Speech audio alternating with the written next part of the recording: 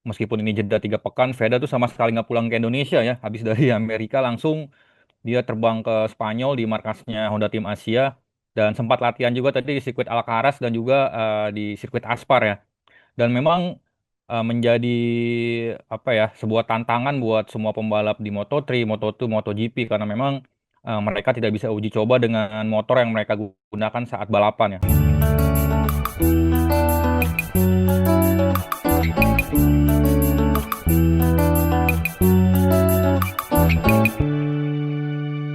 Tuh. Nah ini soal jelang MotoGP Spanyol 2026 kita akan ngobrolin lebih dalam lagi nih bersama salah satu pengamat olahraga kondang Indonesia yang Iya. kayak setiap ngobrol sama dia ada spill-spill baru yang Iya, pasti benar. disampaikan dan menarik buat Okezoners nih. Iya, Ketika benar. beritanya kita buat di artikel pun, Iya. wah yang Meledak nonton ya? meledak pasti. Yang baca meledak nih. Nah, ini Memang- kita udah terhubung lagi Iya. bersama Bung Henry Wibowo. Selamat pagi Bung Henry. Selamat pagi Bung Henry. Pagi, Iya. pagi semua pagi. Arung, Cerah Bang. sekali weekend ini ya, cerah banget pokoknya. MotoGP balik lagi cerah deh mukanya.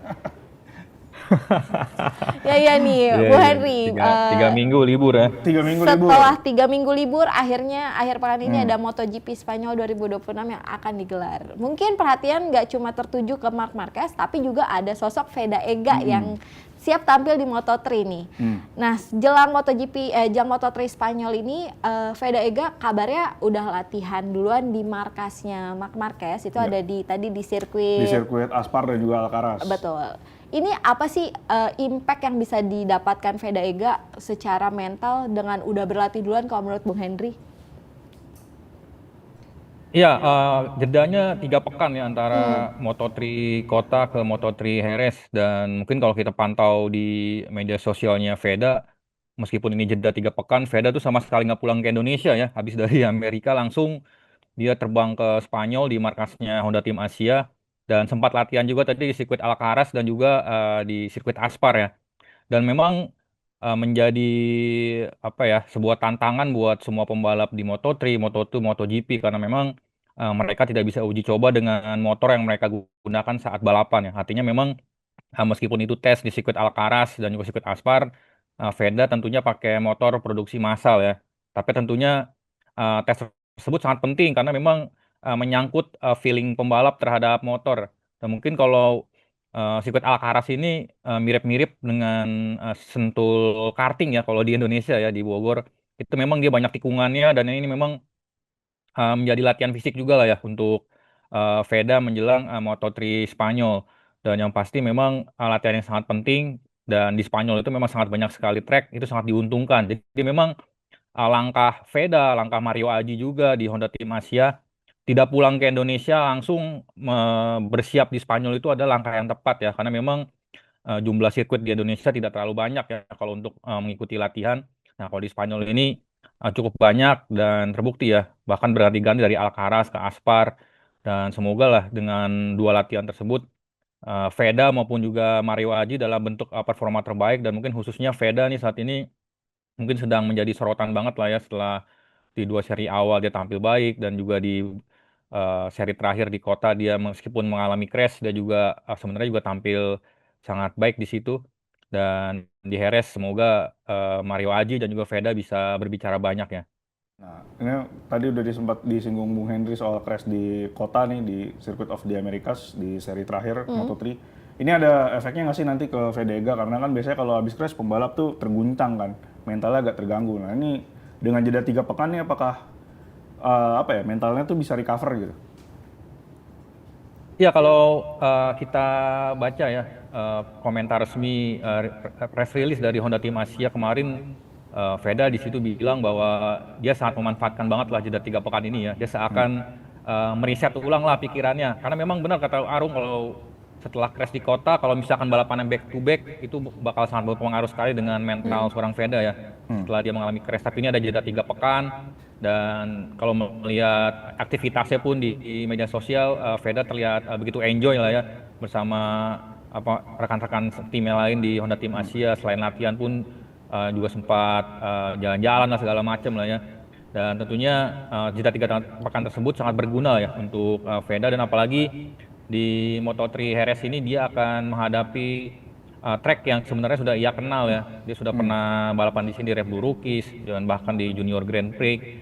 Itu akan sangat berbeda jika kita melihat bagaimana di 2 seri sebelumnya di sirkuit Ayrton Senna dia baru pertama kali dan di sirkuit kota pun dia baru pertama kali. Nah, di Jerez ini dia sudah pernah, tapi tantangannya sebenarnya lebih berat juga karena semua pembalap pun sudah sangat familiar sekali dengan sirkuit Jerez ya.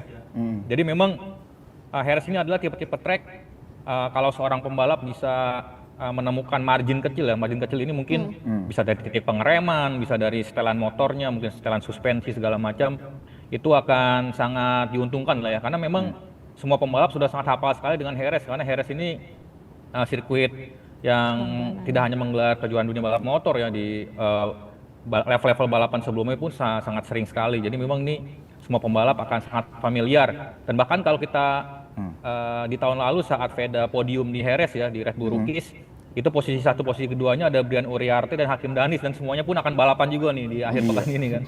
Ini artinya memang semua pembalap bakal sangat persaingannya bakal begitu ketat lah ya di Jerez.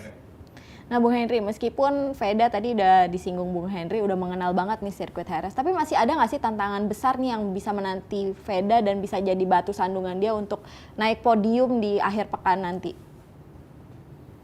Ya, kalau berbicara Veda, mungkin konsistensinya ini harus masih diperbaiki ya. Dia sebenarnya sudah menunjukkan konsistensi itu di Thailand dan juga di sirkuit Brazil, tapi di kota mungkin karena dia terlalu nafsu ya, apalagi juga track yang baru buatnya, jadi mungkin perhitungannya belum terlalu matang lah saat dia masuk di tikungan saat momen dia mengalami crash. Dan mungkin kalau dia menunjukkan konsistensi yang baik di Jerez, dia akan juga punya potensi lah ya untuk setidaknya ya, kita belum berbicara podium, untuk setidaknya bisa kembali fighting di top group lah ya, karena memang kalau kita bicara dari seri 1, seri kedua, seri ketiga ini kan semua different ini ya, maksudnya layoutnya itu beda-beda ya, karakteristiknya beda-beda, tapi Veda bisa selalu ada bersaing di top group, dan semoga di Jerez track yang sudah ia kenal, seharusnya dia tidak memulai hari Jumat ini ya di latihan bebas tidak dari nol nih, dia sudah punya gambaran lah mengenai layoutnya, tipe pengeremannya seperti apa, dan Honda Tim Asia pun tentunya sudah memegang lah ya basic dari setelan motor agar bisa langsung tampil kompetitif di hari Jumat ini. Dan kita akan lihat ya di hari Jumat ini ada latihan bebas. Kalau di 2 latihan bebas ini Veda bisa langsung ada di top group, gue meyakini si Veda punya potensi sangat luar biasa lah ya di Jerez. Nah, ini kan Jerez ini kan juga menandai dimulainya seri Eropa. Nah, kalau Bung Henry sendiri melihatnya gimana? Soalnya kan setelah ini banyak balapan di Eropa kan, dan Veda musim lalu balapan di Eropa juga, kalau banyak kan di Red Bull Rookies Cup dan juga di 2024-2025. Nah, apakah seri Eropa ini bisa jadi momentum bagus buat Veda untuk setidaknya lebih konsisten di 5 besar dan mungkin podium bahkan menang, karena di Red Bull Rookies Cup dia juga cukup bagus kan, apalagi dia pernah menang juga di Sachsenring kalau nggak salah ya, atau di Mugello. Nah, ini gimana nih ke depannya buat Veda? Apalagi kan kata Bung Henry minggu lalu, kuncinya Veda untuk naik kelas adalah dengan tampil konsisten. Nah, dengan di seri Eropa momennya dapat gak nih Veda? Ya memang seri Eropa ini biasanya menjadi gambaran besar lah persaingan di dalam satu musim ya. Kalau memang di seri-seri Eropa ini Veda bisa tampil kompetitif dan juga konsisten, tentunya Veda punya potensi juga untuk bisa bersaing di level papan atas di Moto3. Meskipun begitu kita harus sama-sama tahu ya bahwa persaingan di Moto3 ini juga sangat-sangat ketat ya. Dan bahkan ada Maximo Quiles yang dalam beberapa seri terakhir pun performanya sangat luar biasa. Tapi satu hal yang juga harus dicatat adalah bagaimana Veda sudah melebihi ekspektasi lah ya, bahkan mungkin tidak banyak juga yang memprediksi bahwa sebenarnya sudah terprediksi ya Veda bisa kompetitif, tapi tidak banyak mungkin yang berpikir bahwa Veda sudah merasakan podium di seri kedua ya. Itu kan sudah menjadi catatan tersendiri lah buat prestasi Veda, dan bahkan kalau kita melihat ke belakang lagi pun belum ada pembalap Indonesia yang bisa podium di World Championship selain Veda ya. Jadi terlepas apapun yang terjadi lah ya di seri Eropa ini, Veda sebenarnya sudah memberikan sebuah gambaran baru lah bahwa ternyata pembalap Indonesia pun bisa bersaing juga begitu kan di level kejuaraan dunia. Iya. Tapi tadi benar setuju dengan Mas Arung ya, kalau memang mayoritas di trek Eropa ini sudah pernah dijelajahi oleh seorang Veda ya di level-level balapan sebelumnya. Tentunya diharapkan dia memiliki bekal yang lebih cukup sebelum nanti akhirnya kembali ke balapan di Asia ya. Iya. Dan tentunya itu yang akan sangat kita tunggu bagaimana nanti Veda tampil di Mandalika khususnya. Karena mungkin untuk pertama kalinya kita menuju Moto3 Mandalika, kita punya pembalap yang punya potensi untuk Betul. meraih podium atau meraih kemenangan. Ya itu nanti Iya. hype-nya bakal sangat luar biasa sekali ya. Dan semoga lah ya di rentetan balap Eropa ini Veda bisa konsisten dan yang terpenting dia tidak mengalami cedera sehingga nanti dia bisa menuju balapan Asia dan khususnya di Mandalika nanti dengan kondisi yang sangat baik. Nah, Bung Henry, kalau bicara kansnya Veda Ega sendiri nih, prediksi Bung Henry akan finish di 3 besar atau ada peluang untuk menang nggak sih kalau untuk di Moto3 Spanyol 2026 ini? Ya, kalau kita lihat di beberapa balapan terakhir Moto3, memang untuk persaingan di posisi untuk menang balapan itu sangat-sangat ketat sekali ya, sangat-sangat sulit bahkan bisa dibilang seperti itu. Tapi Veda punya potensi untuk setidaknya finish di top 5 lah ya. Dan kalau balapan akhir pekan ini berharapnya mungkin kalau dia bisa mengulang apa yang ia raih di Moto3 di Brazil dengan finish podium ketiga itu sudah sangat luar biasa sekali ya. Apalagi dia datang dengan dia tidak finish di kota dan kalau misalkan di Jerez ini dia bisa langsung podium itu sudah sangat luar biasa dan mungkin itu juga pencapaian yang benar-benar layak mendapat pujian lah ya, meskipun ini kan Moto3 ini adalah kelas yang super ketat ya dan bahkan persaingannya itu bisa dibilang lebih ketat dibandingkan Moto2 maupun MotoGP ya, bahkan kadang gap antar motor itu tidak sampai 1 detik antara posisi 1 sampai posisi 10, bahkan kadang-kadang sampai top 15 ya. Jadi artinya memang kesalahan sekecil apapun jika dimanfaatkan bisa sangat bermanfaat dan mungkin itu yang akan bisa dilakukan Veda kalau dia tampil konsisten ya. Seperti apa yang dia bilang juga bahwa memang di press release-nya dia bilang dia ingin melanjutkan apa yang ia lakukan di 3 seri awal tapi memang dengan konsistensi yang lebih baik gitu. Dan itu yang akan coba dilakukan oleh Veda di akhir pekan ini. Nah, ini ngomongin podium juga, kan kita geser ke MotoGP lah. Di MotoGP kan juga ada pembalap yang belum podium nih, sampai 3 seri awal. Statusnya juara dunia, Marc Marquez. Nah, ini dia datang ke Jerez ini dengan kondisi fisik yang lebih baik ketimbang sebelum-sebelumnya. Tapi, dia cuma 3 kali menang di Jerez. Apakah di Jerez ini, seri keempat ini adalah momen dia untuk pecah telur di 2026, menurut Bung Henry? Ya, berbicara Marc Marquez, kemarin gue sempat dengar tuh wawancara dia sebelum balapan di Jerez ya di hari kemarin. Di situ dia bilang 3 seri awal ini kita udah melakukan balapan di 3 tipe trek berbeda dia bilang. Ada Buriram, ada Brazil dan juga di Amerika Serikat ya. Dan dia lihat hari Minggu tuh yang menang siapa kata dia, Marco Bezzecchi semua dan Aprilia kata dia kan. Nah itu menandakan bahwa memang Aprilia dan juga Marco Bezzecchi ini masih berstatus sebagai man to beat lah ya di MotoGP Jerez ini dan bahkan Marc Marquez sekalipun dia mengakui bahwa Marco Bezzecchi dan juga Aprilia ini sangat luar biasa ya. Tapi kembali lagi bahwa Jerez ini adalah track di mana memang semua pembalap sudah sangat familiar ya. Jadi memang margin kecil itu sangat berguna dan kalau memang Marc Marquez bisa menunjukkan kondisi fisiknya sudah lebih baik ketimbang dari seri ketiga dan juga adaptasinya terhadap MotoGP 26-nya yang sudah lebih baik karena memang bahkan setelah MotoGP kota pun Marc Marquez bilang bahwa ini bukan motornya tapi ini karena dirinya sendiri ya yang belum bisa gaspol lah ya dengan motor GP 26. Tapi kalau kita berbicara sejarah memang Ducati ini adalah pabrikan yang sangat dominan ya di Jerez dan bahkan mungkin dari 2021 atau 2022 sampai edisi tahun lalu pun pemenang balapan di hari Minggu itu selalu datang dari pembalap Ducati ya. Dan mungkin tahun lalu sama-sama kita kalau masih ingat adalah ada kemenangan Alex Marquez juga yang saat itu memperkuat Gresini dan bahkan Pecco Bagnaia pun sempat 3 race berturut-turut di hari Minggu ya, di 3 tahun berturut-turut itu selalu menang seorang Pecco Bagnaia. Dan seharusnya memang Ducati memulai akhir pekan ini dengan berstatus sebagai unggulan. Tapi kalau kita berbicara gambaran besarnya, Aprilia saat ini memang begitu luar biasa lah ya. Dan bahkan Tardozzi sendiri juga bilang bahwa mungkin motor Aprilia di tahun ini tuh improvementnya sekitar 0,5 detik ya. Itu ini menandakan bahwa marginnya sangat-sangat tinggi sekali untuk sebuah motor dengan improvement hampir setengah detik hanya dalam kurun waktu mungkin tidak hanya sekitar 3 atau 4 bulan ya antara jeda dari MotoGP tahun lalu ke seri pertama musim ini. Iya. Nah, Bung Henry, tadi ada yang menarik juga nih ngomongin soal performa Aprilia yang juga lagi meningkat dan juga Bezzecchi yang lagi oke-okenya. Ini kan di sisi lain sang rekan setim Jorge Martin juga lagi bangkit nih di 2026 dan ada pernyataan unik dari Bezzecchi ketika bicara soal persaingannya. Dia ditanya nih, bakal bangun tembok gak nih kayak Valentino Rossi untuk biar gak ada nyolong data sama Martin.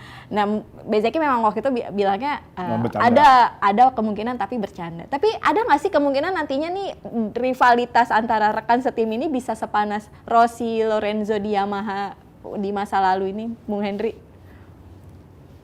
Ya kalau kita ngelihat sosok Jorge Martin pun saat dia bersaing melawan Pecco Bagnaia ya sampai akhir musim ternyata pun tensi persaingannya tetap normal-normal saja ya. Tapi memang ini atmosfernya sedikit berbeda ya karena ini dua pembalap di satu tim ya. Yang artinya memang benar tadi kata sudah dibilang bahwa mungkin ada contek-contek data lah segala macam itu sangat terbuka sekali ya.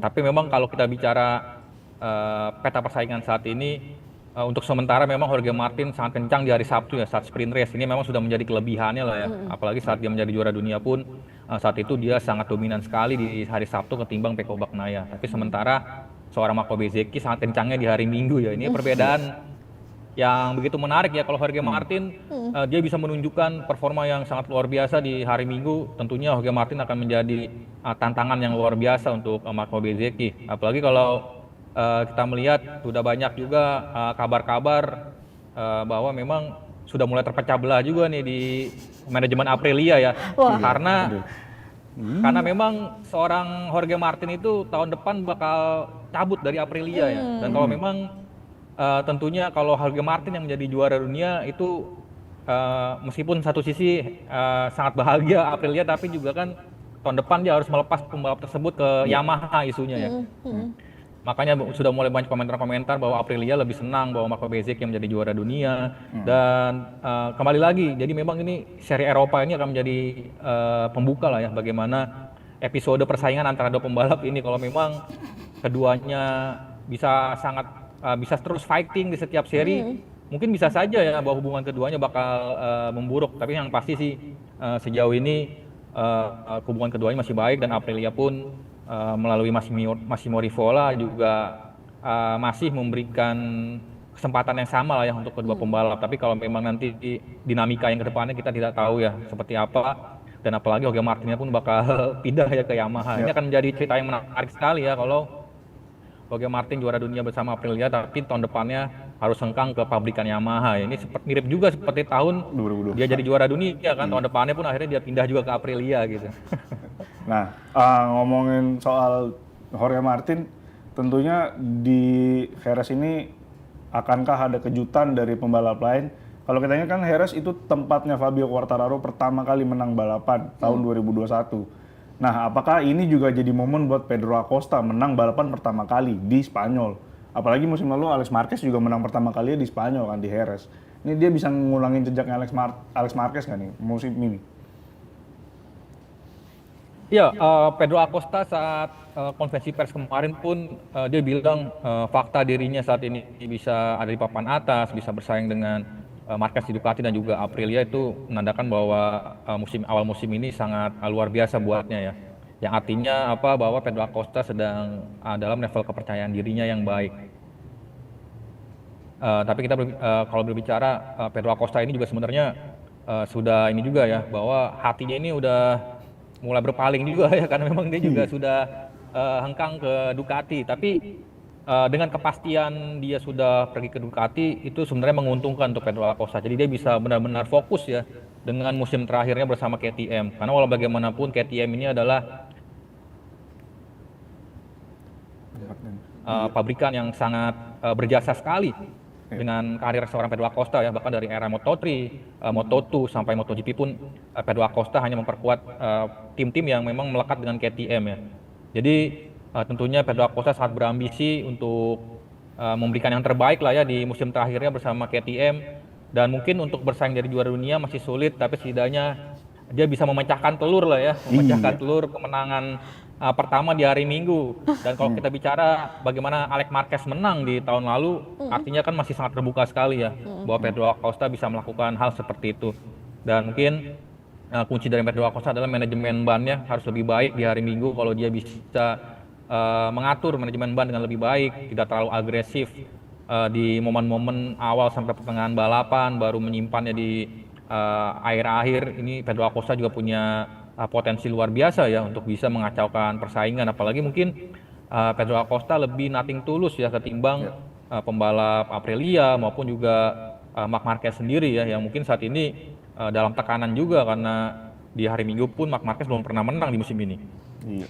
Nah, Bung Henry, ini mungkin terakhir nih Bung Henry. Prediksi 3 besar di MotoGP Spanyol 2026 versi Bung Henry nih. Siapa nih Bung Henry? Iya, Aprilia masih jadi favorit utama lah ya. Aprilia masih di favorit utama, dan mungkin Marco Bezzecchi dan Jorge Martin bakal naik podium lagi. Mungkin posisi pertama masih Bezzecchi lagi, yang artinya ini bakal 4 race berturut-turut di hari Minggu dia bakal menang ya. Mungkin Jorge Martin ada di posisi ketiga, dan di posisi keduanya ini diharapkan ada pabrikan lain lah ya yang bisa mengejar atau masuk ke persaingan ya. Dan tadi Mas Harung bilang Fabio Quartararo pun punya rekam jejak bagus di Jerez, tapi meskipun motor Yamaha tampaknya masih belum ada ya di level untuk bisa bersaing di podium. Dan mungkin satu podium lagi akan menjadi milik salah satu pembalap Ducati ya. Kalau Pecco Bagnaia bisa bangkit juga sangat luar biasa, tapi tampaknya untuk balapan minggu ini Fabio Di Gia nih yang sebenarnya juga dalam posisi nothing tulus juga, dan Fabio Di Gia ini tanda kutip juga lagi ini ya, lagi pol-polan demi lowongan pekerjaan di musim depan ya. Dan biasanya Fabio Di Gia di mode dia lagi nyari kerja ini memang sangat luar biasa sekali performanya. Sudah terbukti di beberapa musim terakhir, dan mungkin Fabio Di Gia masih bisa menunjukkan lah sebagai pembalap Ducati terbaik, dan bahkan di klasemen pun saat ini Di Gia masih jadi pembalap Ducati terbaik ya, bahkan lebih baik dari Marquez maupun Pecco Bagnaia dalam hal perolehan poin. Baik Bung Henry, nanti kita lihat nih ya di akhir pekan akankah prediksi Bung Henry benar jadi kenyataan atau ada kejutan-kejutan lain. Terima kasih banyak Bung Henry sudah bergabung di Morning Zone hari ini. Sehat selalu Bung Henry, salam olahraga. Sehat ya.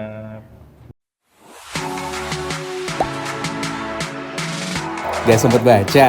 Dengerin aja, klik icon text to speech di okezone.com.